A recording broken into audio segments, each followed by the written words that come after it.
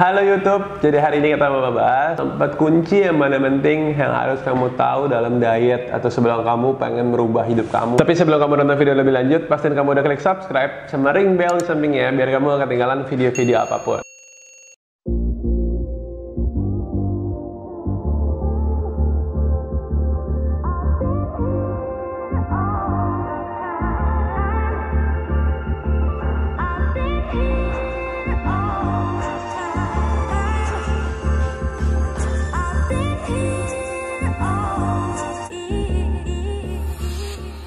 Nah, ini adalah 4 kunci penting dalam diet berdasarkan pengalaman aku dan pengalaman-pengalaman klien-klien aku yang udah pernah aku handle. Nah, 4 kunci penting ini menurut aku sih, satu, itu adalah kamu pastiin yang kamu lakukan itu adalah yang kamu suka pola dietnya. Jangan sampai misalnya kamu pilih pola diet keto atau kamu pilih pola diet OCD atau intermittent fasting tapi kamu nggak suka.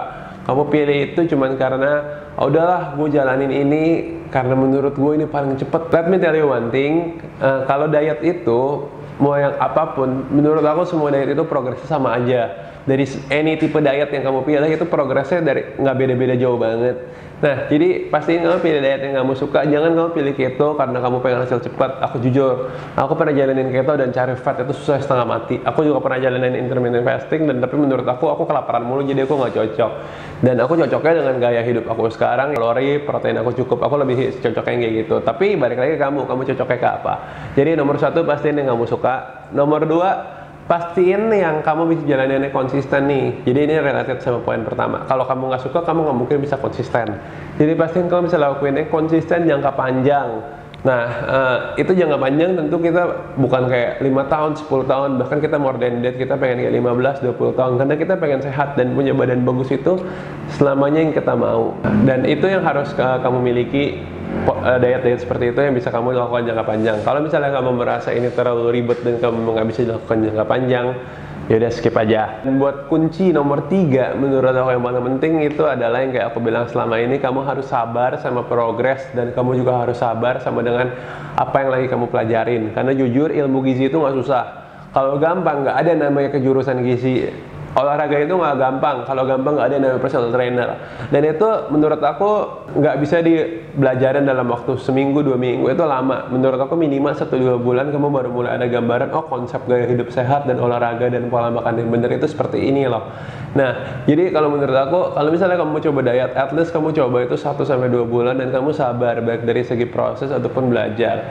Jujur gak ada yang namanya instan, semua orang perlu belajar. Emang agak sulit, tapi bukan berarti hal itu nggak bisa dipelajarin.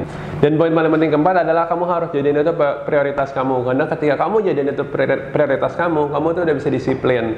Ketika ada orang bilang saya nggak ada waktu, saya cuma ada waktu ya setengah jam aja, ya udah go for it, setengah jam buat olahraga. Nah, ada juga yang bilang kak aku sibuk banget, aku nggak ada waktu buat olahraga. Nah, sebenarnya itu cuma masalah prioritas saja. Apa sih ini maksud dengan prioritas? Prioritas itu adalah mana yang kamu mau lakukan lebih dahulu. Kalau misalnya kamu mau lakukan lebih dahulu tentang olahraga dan pola hidup sehat, itu pasti kamu ada waktu. Nggak mungkin nggak ada waktu. Prioritas mana nih? Lebih pilih prioritas jalan-jalan sama temen ngokong-ngokong ngobrol, atau misalnya kamu belajar, atau misalnya kamu kerja. Itu kan kamu juga pilih prioritas yang mana. Nah, cuman di antara 3 hal ini kamu masukkan 1 hal lagi, waktu olahraga. Nah, ini kamu prioritaskan nih, mana menurut kamu yang lebih penting di hari itu. Kalau misalnya kamu olahraga terus setiap hari dan gak ada waktu buat sama teman, itu juga salah. Misalnya kamu juga ketemu teman terus gak ada waktu buat olahraga, itu juga salah. Nggak ada yang lebih tahu prioritas kamu lebih baik daripada diri kamu sendiri. Jadi kamu harus tentuin prioritas kamu. Kalau misalnya kamu udah tahu prioritas kamu pasti tahu kayak ini tuh yang paling penting gitu.